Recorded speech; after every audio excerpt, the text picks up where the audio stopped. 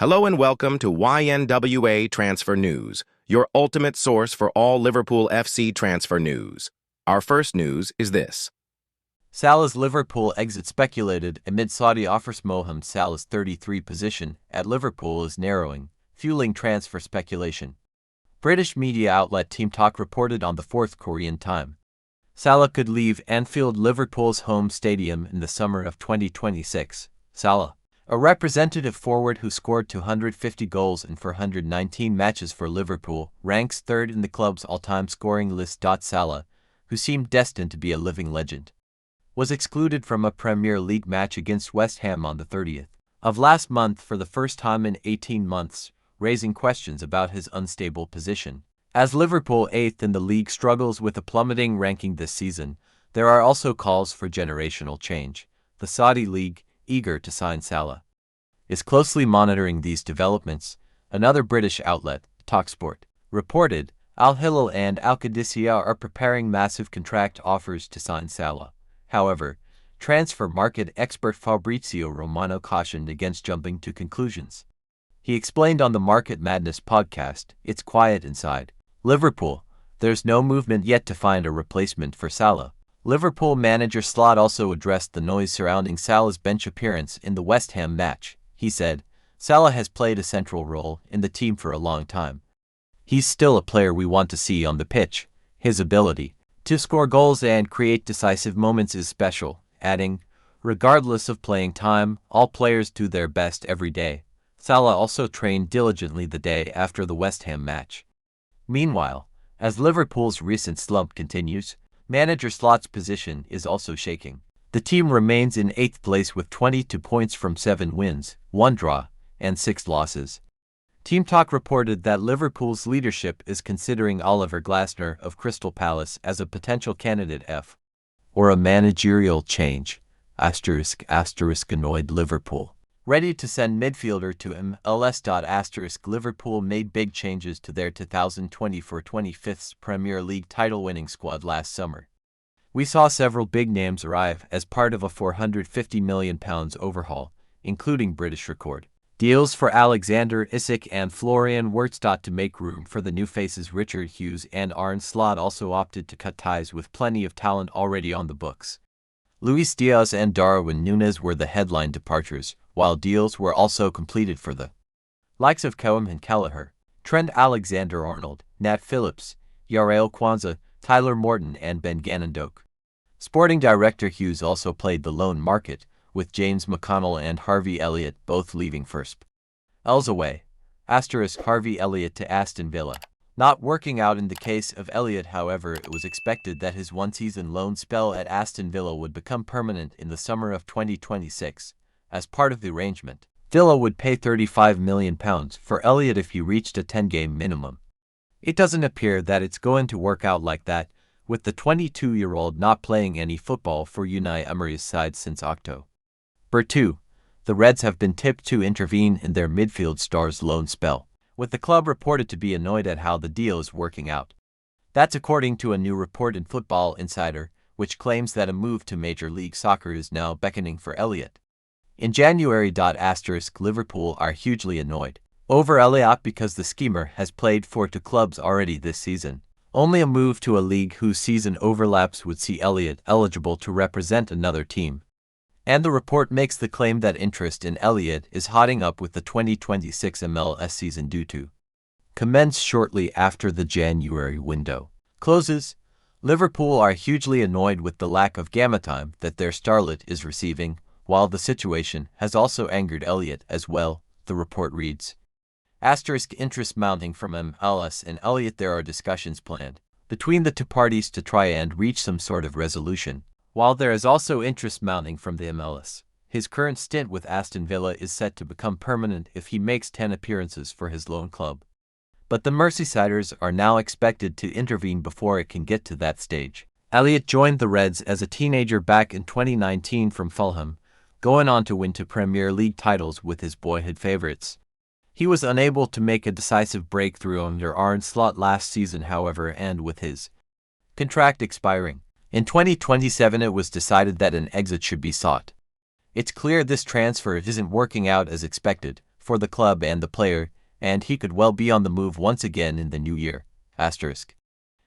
National media make brutal Liverpool transfer point as Arne Slot spared. This is a team.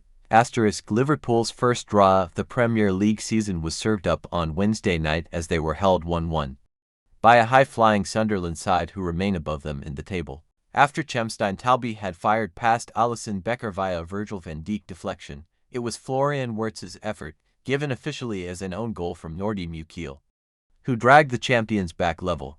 Deco, as ever, was on hand to provide its usual mix of big game verdict, player ratings, and post-match analysis. The reaction of Arne Slot can also be found here. Our colleagues from the national media were also present to give their own considered takes. And here's what they made of a result that now leaves Slot's side with just 4 wins from their last 14 games. Lewis Steele, of the Daily Mail, writes, narratives are skewed by results, so a 93rd minute goal line clearance from Federico Chiesa has probably saved Arne Slot another hammering from the fanbase and trial by media in the next few days. But let us get this straight, that was another stinking performance by the Premier League champions, whether Wilson Isidore converted that clear-cut last-gasp chance when he charged through on goal and seemingly had the freedom of Anfield, or even if Liverpool had sent the cup into Bedlam with a stoppage-time winner at the other end, that sentiment would remain. This is a team sleepwalking to a write-off of a season. In the league at least, they are out of the title race. 11 points is too much for even serial chokers Arsenal to cede, but will take solace from the fact they are only 2 points adrift of 4th-placed Chelsea. On the evidence of the last month, though, they are not good enough for that. Yes, there is faith Liverpool will turn it round and it will all click together soon. But we can only analyze what we see now, and that is a side on the slide, a head coach bereft of ideas. It feels like a long season ahead as this crisis, halted slightly by victory at West Ham on Sunday, shows no sign of slowing down. On the Times pages, Paul Joyce pens, as Florian Wirtz collected the ball and cut inside Reinildo in the penalty area, Anfield, collectively, took the deepest of breaths. When he ghosted past Dan Ballard, the Liverpool supporters moved to the edge of their seats, and when his shot struck the heel of Nordi Mukiel and spiraled into the back of the net, they were off them in both jubilation and relief. The wait for Wirtz to open his account at his new club, however, goes on after his effort went down as an own goal. But timing is everything, and with this moment of quality, the £116 million signing spared Arne Slot from being engulfed by more anger and recrimination. This outcome was not what Slot had wanted, but, until Wirtz's intervention, Sunderland had been poised to post another glorious result in their campaign, with Chemstein Talby's 67th minute goal after Virgil van Dijk mistake a suitable reward for the bravery of their display. Chris Bascom, writing in The Telegraph, writes, not for the first time, Anfield could hail the most impressive recruitment team in the Premier League. Take a bow Sunderland. Had they been in attendance, John W. Henry and his Moneyball disciples might have led the standing ovation for their well-earned point. Sunderland paid £155 million for 14 new players in the last transfer window, creating a vastly improved team who have come from the Championship to the fringes of a Champions League place. Liverpool, in contrast, paid for £150 million to go from Champions to the most expensive work in progress since the Gaudy Cathedral. They certainly have no resemblance to the side who were building the foundation of their title success this time last year. For Arne Slot, the road to wherever this is all leading is not yet taken, the most harrowing chapter of his management career still to reach a definitive conclusion. Richard Jolly, on the Independent's pages, reflects, having shown too little ambition at the start and too much at the end, Liverpool were carved open by one ball forward from goalkeeper Robin Rose, chasing a game. They at least claimed a point from a losing position for the first time this season, yet while they ended up with the first draw of the campaign, an unwillingness to settle for it almost cost them, because really it was Sunderland who were denied victory. We had this opportunity to score the second goal, Ruud Regis Labris, so close to becoming the first Sunderland manager to win at Anfield since Alan Durbin in 1983, and when Chemstein Talby, scorer of a decider against Chelsea at Stamford Bridge, put them ahead, the Moroccan seemed on course for a notable double, while Sunderland were set for 4th place, as it was. They can still look down on Liverpool in the table and rue Aspects of a night in which they hit the woodwork in both halves and when both scorers were Sunderland players. Asterisk. Because while Liverpool's equaliser was celebrated by Florian Wirtz and appeared, at the 18th time of asking, to have belatedly opened his account for his new club. It was instead debited to Nordi Mukiel, his deflection diverting an off-target shot past Rofs. In recent games we have found it really hard to get an equaliser, but we have had a bit of luck. Added Slot. A match of two deflected goals nevertheless shone a light onto spending sprees. Liverpool were the biggest spenders in the summer. Sunderland may have been the smartest. Talby was a low-profile recruit and, at £16.5 million, a low-cost one, certainly in comparison to his Liverpool counterparts, but he is proof rivals can settle swiftly, and while Liverpool are beginning to see hints of why they spend so much on their £100 million men. Alexander Isak and Wirtz, Sunderland's massive overhaul has produced a hugely impressive side. And the ECHO's verdict reads, perhaps the most shocking thing about Liverpool's latest setback, and that is what a 1-1 draw at home to Sunderland must be viewed as, was that it was no real shock at all.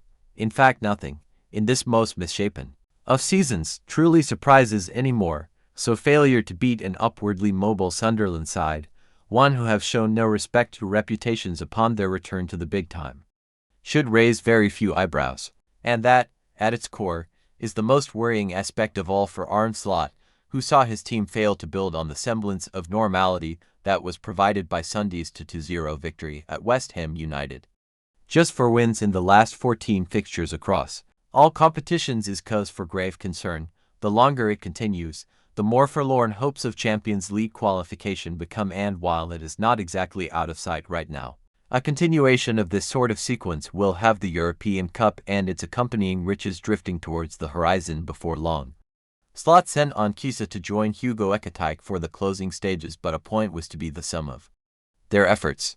In a season of recalibrated ambitions, it is hardly fatal to Champions League hopes, but draws are simply defeats with better PR for a club like Liverpool. Asterisky expect him to join. Liverpool stunned as new club takes lead in Guehi transfer. Liverpool could be dealt a crushing blow in their pursuit of Mark Guehi after reports that the Crystal Palace captain is expected to join another Premier League rival who previously had not been in the race to sign him. Guehi will be one of the most in-demand players on the market in 2026, with his contract set to expire at the end of the season, while Palace could look to cash in on him in January after learning of his intention against signing a new deal. A move to Liverpool has been highly anticipated following the breakdown of Guehi's transfer to Anfield on deadline day, but Football Insider report that Manchester City could now emerge as frontrunners to sign the England international. Liverpool had been looking to Guehi as a replacement for Ibrahima Konate, who is also out of contract in the summer and wanted by a number of teams, even with Real Madrid supposedly cooling their interest in the Frenchman recently. City could turn to Guehi as a long-term successor to John Stones, and insider Keith Winnes claimed he expects Guehi to end up joining Pep Guardiola's side. I think Liverpool have got themselves in such a bind over the Ibrahima Konate issue. The Mark Guehi thing will unfortunately fade away for them, Winnes said. So I think, yes, I think that he will end up at City, and I think that's where I expect him to be. Glasner opens up on Guehi failed Liverpool transfer. Guehi will have his pick of virtually every major side across Europe next summer, although Palace may push to sell him in January if an offer of around €40 million is submitted. Liverpool are expected to make a January approach for Guehi. Although Crystal Palace boss Oliver Glasner has admitted Palace need to keep hold of their captain in order to progress as a club. I told you with Guehi, everybody said I threatened to step down. It's completely wrong, Glasner said. I just said if you sell Guehi and we don't have the right replacement, we could struggle. If you are fine with this for Crystal Palace, not for Oliver Glasner, never, for Crystal Palace, sell him. If you don't want that situation, you have to keep him, and the chairman decided that Mark stays. It's the same here. I give my advice, but it's never a wish. It's nothing to do with we have to buy players so that Oliver Glasner signs a new contract. It's just if we want to progress in the Premier League environment. Liverpool could agree January loan deal for Jurgen Klopp favorite. Liverpool have had a turbulent time on the pitch so far this season. And their January transfer plans are already garnering attention. The Reds broke the bank in the summer transfer window, bringing some of Europe's top talents to Merseyside, but things haven't gone quite to plan for Arnslot. Already potential reinforcements are being discussed. But there is also plenty of talk about who could leave Anfield in the winter. As well as potentially planning some permanent sales to bolster the Reds' spending ability. Richard Hughes will be looking at potential loan moves for some of the club's promising talents. This forward thinking could see one of Liverpool's biggest prospects move away in January in order to sec your game time mandate his progression. Jadon Dan's could move on loan. Loan moves have proven effective for Liverpool in the past, with Connor Bradley, Harvey Elliott and Yarel Kwanzaa all spending time out on loan before becoming regulars at Anfield. The latest talent that could be set for a spell away from the club is Jadon Danns, who had a previous loan spell to Sunderland ruined by injury. The 19-year-old forward is currently out injured, but a return looks imminent and, according to Liverpool insider Lewis Steele, there are a number of clubs interested in taking the exciting talent on loan. Writing for the Daily Mail's Liverpool Confidential, Steele revealed that Danns is ahead of schedule in his injury recovery and that a number of clubs are interested in a loan deal in YNWA. How likely is Danns to leave? Although there seems to be plenty of interest in the England U20 international, Steele states it would take an extremely attractive proposal for Hughes to authorize a move, as the best route to full fitness and trust in his body might be playing regularly for the under-21s at Liverpool. The club will be keen to avoid a repeat of Dan's last loan move, when he didn't play a single minute for Sunderland after moving last winter, and will be cautious about rushing the player back too quickly. Thank you for watching. Like and comment, subscribe.